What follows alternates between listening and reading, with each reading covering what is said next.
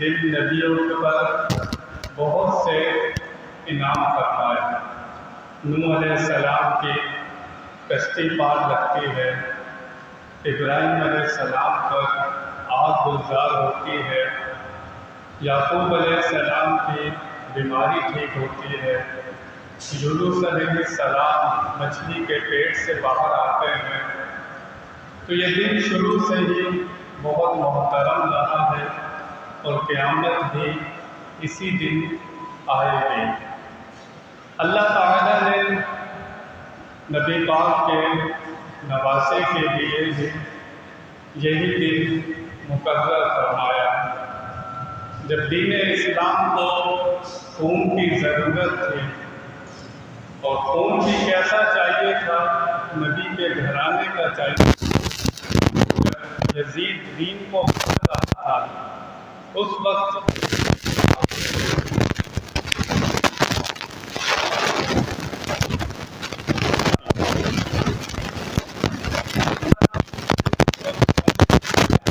اگر آ جائے تو دین اور جس کو دین سمجھ میں نہ آئے اس کو کربلا سمجھ میں نہیں آ سکتی۔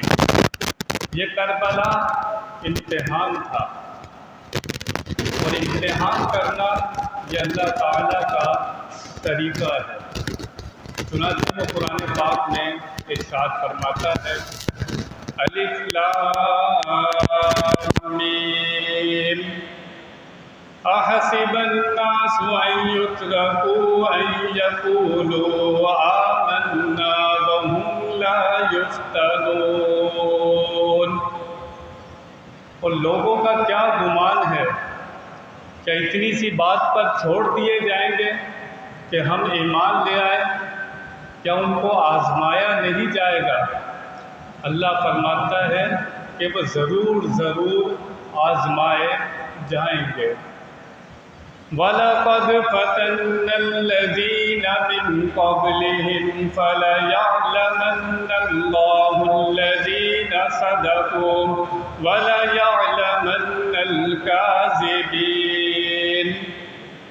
اللہ فرماتا ہے جو تم سے پہلے امتیں آئی ہیں ہم نے ان کو بھی آزمایا ہے، تمہیں بھی آزمائیں گے کہ اپنے ایمانی دعوے میں کون سچا ہے کون جھوٹا ہے۔ ہم سب اللہ تعالیٰ سے محبت کا دعویٰ کرتے ہیں، اس کے رسول سے محبت کا دعویٰ کرتے ہیں، لیکن پتہ کب چلتا ہے؟ جب مشکل آتی ہے، جب امتحان ہوتا ہے، تو جب پتہ لگتا ہے کہ کون اللہ کی محبت میں کھڑا رہتا ہے اور کون بھاگ جاتا ہے۔ یہ کب پتہ چلتا ہے؟ جب امتحان ہوتا ہے۔ اور یہ اللہ تعالیٰ کا طریقہ ہے کہ کوئی درجہ مرتبہ جب اللہ دیتا ہے تو پہلے امتحان سے گزارتا ہے۔ اور سب سے سخت امتحان کس کا ہوتا ہے؟ نبیوں کا ہوتا ہے، کیونکہ جو اللہ تعالیٰ کے جتنا قریب ہوتا ہے اتنی ہی اس کی سخت آزمائش ہوتی ہے۔ نبی پاک نے فرمایا پھر درجہ بدرجہ جو ایمان میں جتنا سخت ہوتا ہے، جو دین میں جتنا پابند ہوتا ہے، جتنا متقی پرہیزگار ہوتا ہے، اسی کے مطابق اس کا امتحان ہوتا ہے۔ چنانچہ اللہ تعالیٰ نے آدم علیہ السلام کا امتحان کیا، بطور امتحان دنیا میں اتارا، نہ بندہ نہ بندے کی ذات۔ آدم علیہ السلام کتنا روتے رہے، کتنے سال آپ آنسو بہاتے رہے، اس کے بعد جا کر آپ کی توبہ ہوتی ہے۔ نوح علیہ السلام کتنے سال تبلیغ کرتے ہیں، طوفان آتا ہے۔ یعقوب علیہ السلام بڑی محبت کرتے ہیں یوسف علیہ السلام سے، اللہ تعالیٰ جدائی ڈال دیتا ہے، کتنی لمبی جدائی ہوتی ہے۔ یوسف علیہ السلام کو کنویں میں گرایا جاتا ہے، 12 سال آپ جیل کاٹتے ہیں۔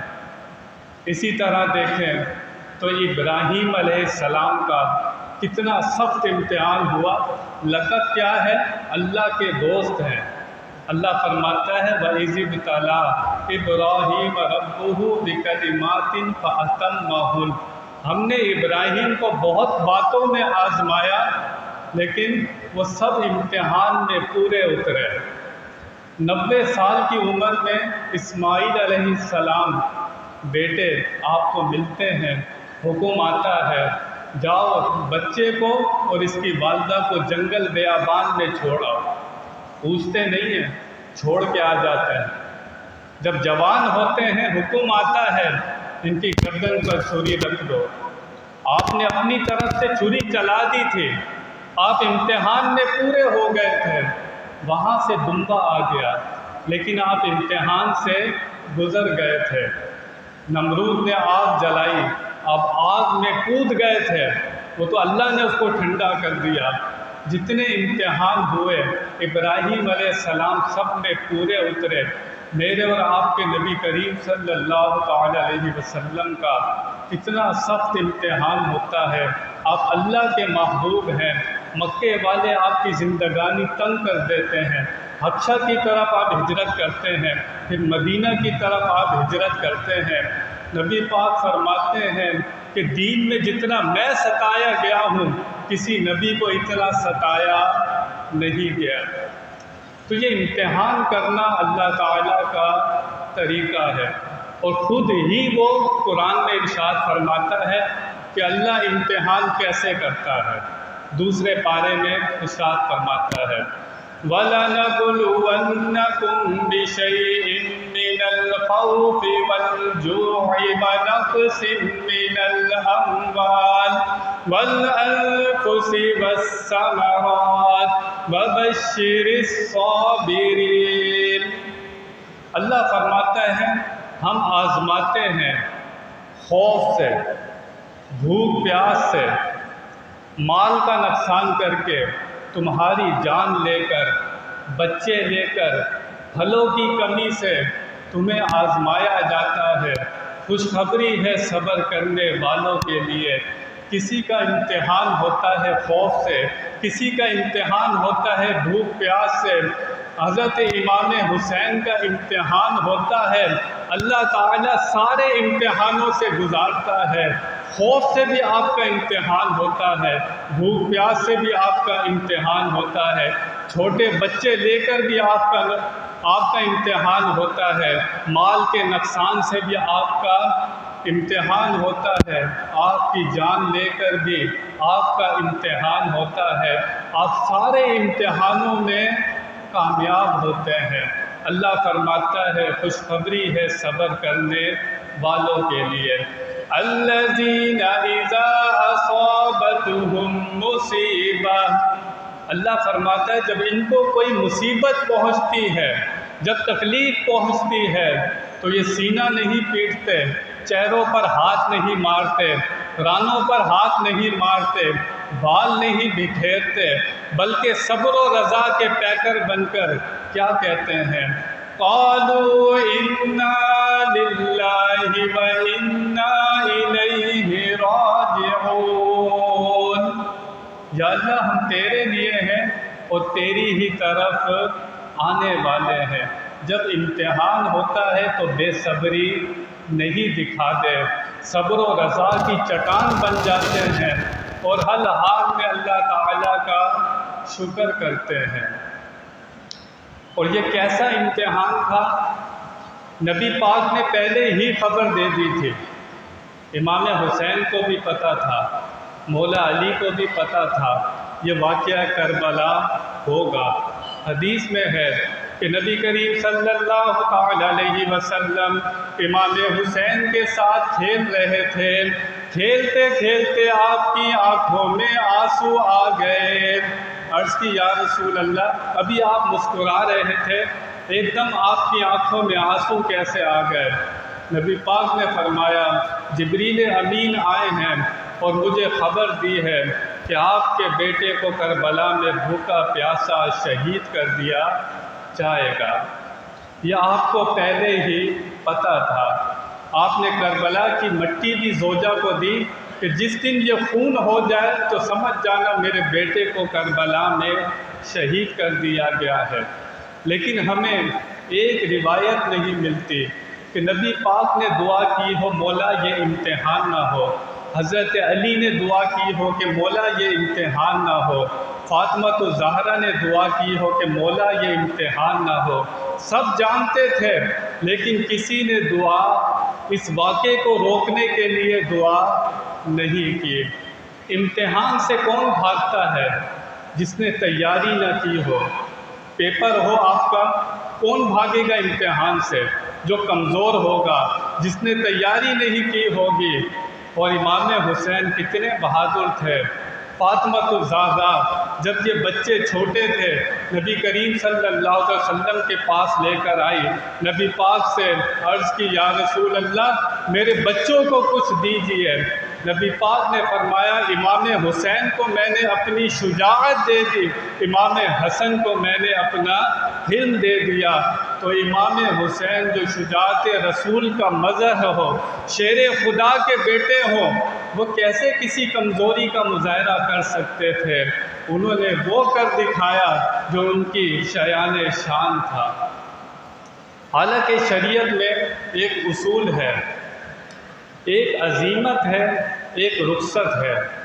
میں اور آپ اگر کافر ہمیں پکڑ لیں اور ہمیں پتہ ہو کہ یہ مجھے مار دیں گے اور وہ کہیں کفر کے جملے کہو، تو ہم زبان سے کہہ سکتے ہیں لیکن دل ایمان پر قائم رہے۔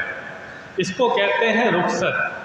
امام حسین رخصت پر عمل کر سکتے تھے، وقتی طور پر بیعت کر سکتے تھے، لیکن امام حسین نے رخصت پر عمل نہیں کیا، آپ نے عزیمت پر عمل کیا۔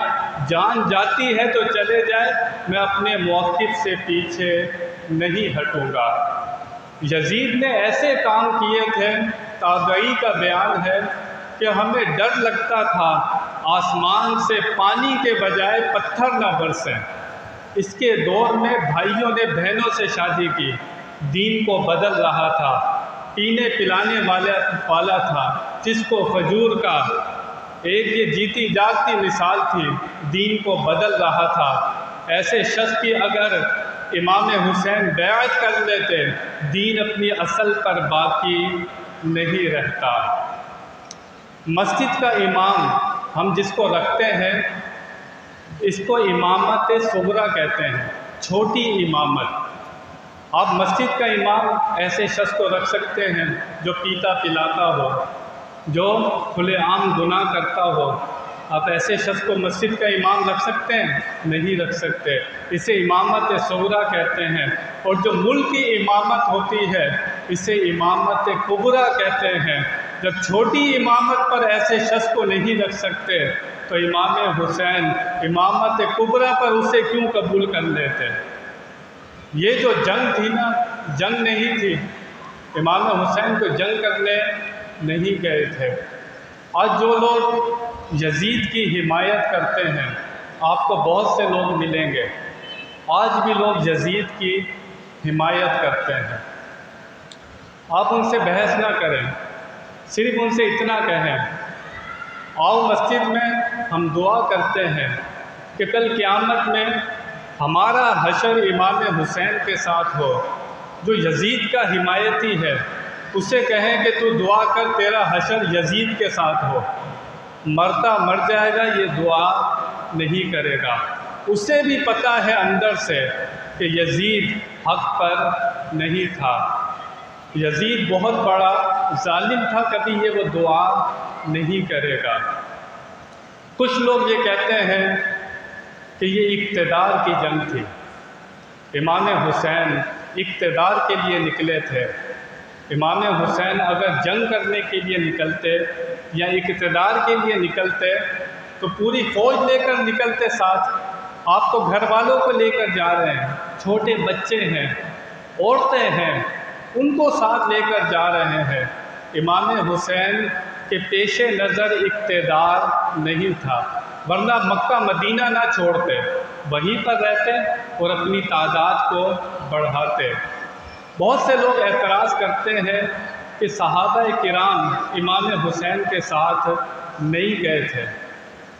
امام حسین نے کسی کو جانے کے لیے نہیں کہا تھا۔ اگر امام حسین کہتے کہ صحابہ ساتھ چلو، اگر وہ نہ جاتے تو پھر تو بات ہوتی۔